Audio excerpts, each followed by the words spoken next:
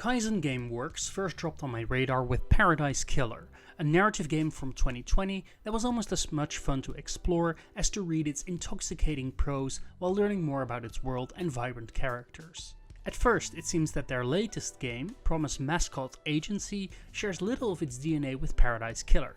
However, after spending almost 20 hours in its lovely world, it's clear that Kaizen Gameworks is a studio that shouldn't be judged by its cover. While Promise Mascot Agency may reject any label applied to it, I would heartily recommend it to anyone looking for something wildly out of the ordinary and those who just love good games.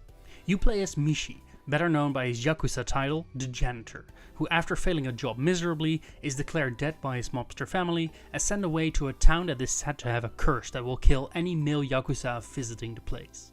This rural town in the Japanese province of Kyushu, Kaso-Machi, is home to a failing mascot agency that Mishi is tasked with rejuvenating so that he can pay off his massive debt to the family. Now you may wonder, what is a mascot agency? Well, you know how mascots are living, breathing things that come in all shapes and sizes? Yes, well they need employment too, to promote events and bring attention to whatever the employer needs.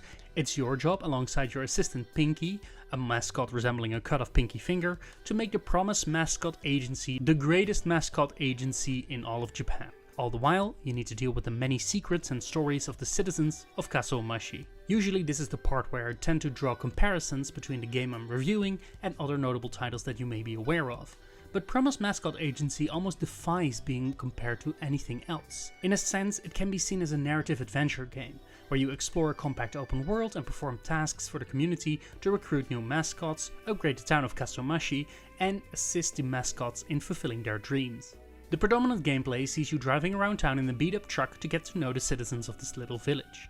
There's no getting out of your truck, but you'll never need to worry about fall damage or crashing into anything. Upgrading the truck helps you get around, as you will be jumping, boosting and driving yourself off of hills or into the water. It is all part of the experience as you get to know Kaso-Machi better. The game doesn't just lean into its absurdity, but drenches itself in it, which ends up making the characters feel more relatable than I was expecting.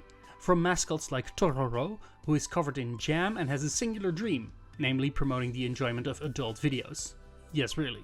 Or even the humans like the exchange teacher Miss Wambui, who was assigned to this rural town teaching English and can't leave because of her love of the students and the countryside of Japan. The writing is excellent across the board and complements the creative design of all the mascots, who become memorable in their own rights. It's kind of ingenious that as you progress with the agency, you're asked to sell merchandise of your mascots to create additional revenue sources, because I now want nothing more than merchandise for Tofu, Neko Roll and Kokemaru. Whenever you send out mascots on jobs, there is a chance that things will go wrong, which is where the game transitions into a mini-game card battler, and you need to use the citizens of Kaso-Machi as support heroes who are able to deal with the problems. Problems can range from badly placed boxes to faulty vending machines, and even obsessed fans that ruin the event that the mascot is promoting. You'll get 60 seconds to decrease the health bar of the faulty object by strategically playing cards with specific stats and actions. You only get 2 action points per battle, but as you chain together cards you can increase the actions to play more expensive cards or draw new cards into your hand. At first these problems can be quite a hassle, but you can upgrade your support heroes by helping them with their problems through town quests or chatting with them regularly. As you progress through the game, you start to understand how the systems interlink with one another. It's not just your profits that begin to soar as you expand and upgrade the Promise Mascot Agency, but the town as well. Your connection to the town becomes central to the experience. The game may come off as visually dark and a bit brooding, but I found the experience to turn incredibly wholesome. Exploration felt just great as I learned how to best navigate the town and understand its routes and locations. It's especially in the small details that Promise Mascot Agency does right. While not the majority of the text is voice acted, all the cutscenes are fully voiced, as well as the introductions to mascots, giving so much character to everyone you meet along the way. I especially love that whenever you get to make a choice as Mishi, you're not told the line that Mishi will respond with, but rather the emotion or intent behind the dialogue. It is something I desperately want to see in other narrative-driven games, as I've come across games so often where I wanted to respond positively, but the opposing characters would react in unexpected ways. Here, whatever Mishi will say, I know he will be either supportive, reassuring, or direct. It leaves the player with freedom of choice, as well as giving the writers the freedom as to how to portray Mishi and whomever he is talking to. As I was playing Promise Mascot Agency, it started to give me the same feelings as Paradise Killer, which is probably the highest compliment I can give it. Kaizen Gameworks has embraced its identity, and I think that Promise Mascot Agency is even better than their previous title. And my god, its soundtrack is especially fantastic. Utilizing the artist Alpha Chrome Yaoyo, who has this fantastic blend of lo-fi, Japanese city pop, and his 90s arcade feel that fits the atmosphere of Kaso-Machi perfectly at every turn. It's the cherry on top of this extremely fun Sunday. The biggest downer here is that the Nintendo Switch version can be an absolute mess at times. An inconsistent frame rate, a delay in rendering of either 2D or 3D assets, loading times, and in particular pop-in when driving around the open world make it a rough sell for anyone who can only be playing this game on the Nintendo Switch. While I think it still suffices and doesn't detract from the experience, if you happen to have another platform available to you, I'd recommend going with that.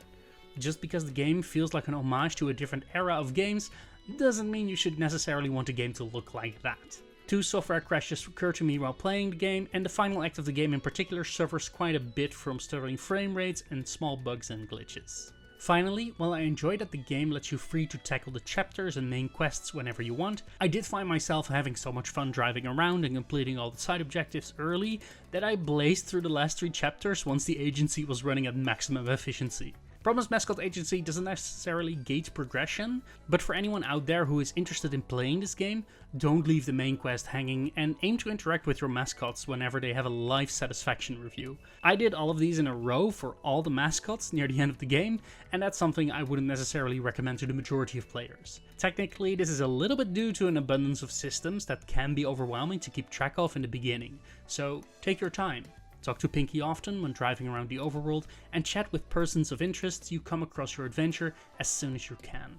Promise Mascot Agency feels like a cult game that was released in the PS2 and GameCube era, and I say this with nothing but love, as you can tell that so much heart went into conveying a fun story with lovable characters and a wonderfully designed, explorable world. It's rare to come across games these days that dare to be different. Games that don't default to comparing themselves to other games or studios. In an industry that is becoming more and more risk averse, I was shocked by how refreshing Promise Mascot Agency feels. But above all that, Promise Mascot Agency is confident. Confident in its ability to commit to its bizarre world and gameplay that defies norms with a story that is all about one fulfilling their own dreams. While playing, I could feel the joy the creators had in making this world and shaping its characters. Promise Mascot Agency is unlike anything you've played before, but if you let it into your heart, and choose another platform if possible, it's an experience that will stay with you for a while to come.